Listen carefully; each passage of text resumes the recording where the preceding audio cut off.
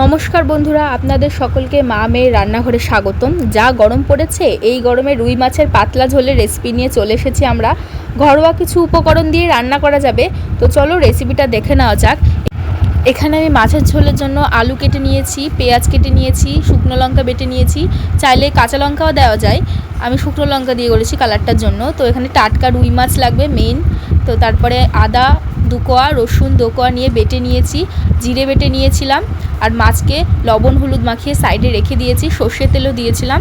তো মাছের লবণটা না আগে থেকে মাখিয়ে রাখলে মাছের মধ্যে লবণটা বেশ অ্যাবজর্ব হয়। তো দেখো এখানে কড়াই বসিয়ে নিয়েছি গ্যাসের ওপরে। তো কড়াইটা গরম হয়ে যাওয়ার পরে সর্ষের তেল দিয়ে নিয়েছি এবং এক সাইডে ওই মাছটাকে এনে রেখেছিলাম। আবার সর্ষের তেল দেওয়ার পরে কড়াইয়ের চারপাশে সর্ষের তেলটাকে লাগিয়ে নিতে হবে খুন্তি দিয়ে ভালো করে, কারণ কি কড়াই চারদিকে যদি তেলটা না মাখানো হয় তাহলে মাছগুলো না সাইডে লেগে যাবে আর তাহলে ভেঙে যাবে।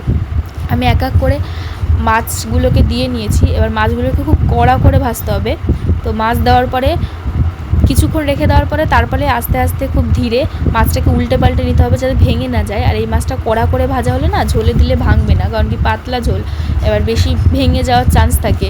কিছু কিছু রেসিপিতে মাছগুলো নরম বেশি ভাজতে হয় না, হালকা ভাজলেই হয়, কিন্তু এই রেসিপিতে আবার মাছগুলো কড়া করে ভেজে নিতে হবে। আমি বাকি মাছগুলোকে তুলে নিয়ে আর যেগুলো মাছ ছিল ওগুলোকে ভেজে নিয়েছি। দেখো আমার মাছ ভাজা কমপ্লিট হয়ে গেছে।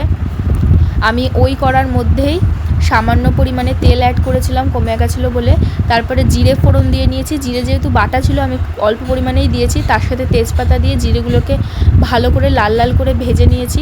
ভেজে নেওয়ার পরে ওর মধ্যেই আমি যে আলুটা কেটে রেখেছিলাম ওই আলুটা দিয়ে দিয়েছি। সরি, আমি তখন থেকে আমি করে যাচ্ছি, আসলে রান্নাটা আমার মা করছিল, ভয়েসটা আমি দিচ্ছি। তো মা আলুগুলো দিয়ে নিয়েছে, দেওয়ার পরে ওগুলোকে বেশ লাল লাল করে ভেজে নিয়েছে। ভাজা হয়ে যাওয়ার পরে ওর মধ্যে আদা রসুন আর পেঁয়াজের পেস্টটা দিয়ে ভালো করে ভেজে নিয়েছি।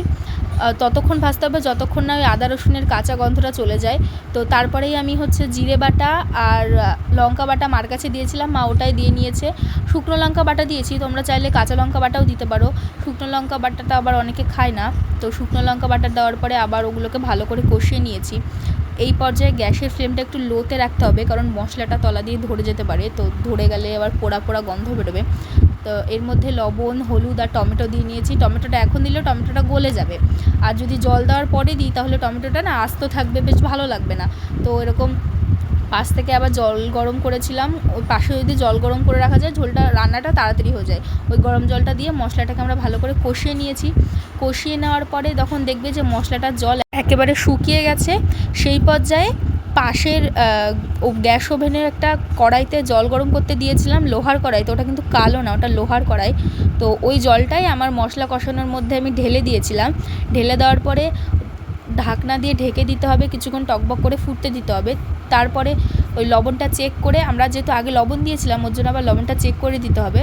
লবণটা দেওয়ার পর মাছগুলোকে দিয়ে নাড়া যাবে না, তো না নেড়ে ঢেকে দিয়েছিলাম। বেশি নাড়লে আবার মাছগুলো ভেঙে যেতে পারে, ওর জন্য দেখো। তো আমাদের ঝোল তৈরি হয়ে গেছে, পাতলা রুই মাছের ঝোল। খেতে কিন্তু দারুণ, ভেবো না যে পাতলা বলে টেস্ট নেই। দেখো আমার ভাই খেয়ে কি রিভিউ দিচ্ছে, সত্যিই ভালো হয়েছিল, আমিও খেয়েছিলাম। তোমাদের যদি এই রেসিপিটা ভালো লাগে তো তোমরা বাড়িতে তৈরি করে খেতে পারো। Thank you for watching.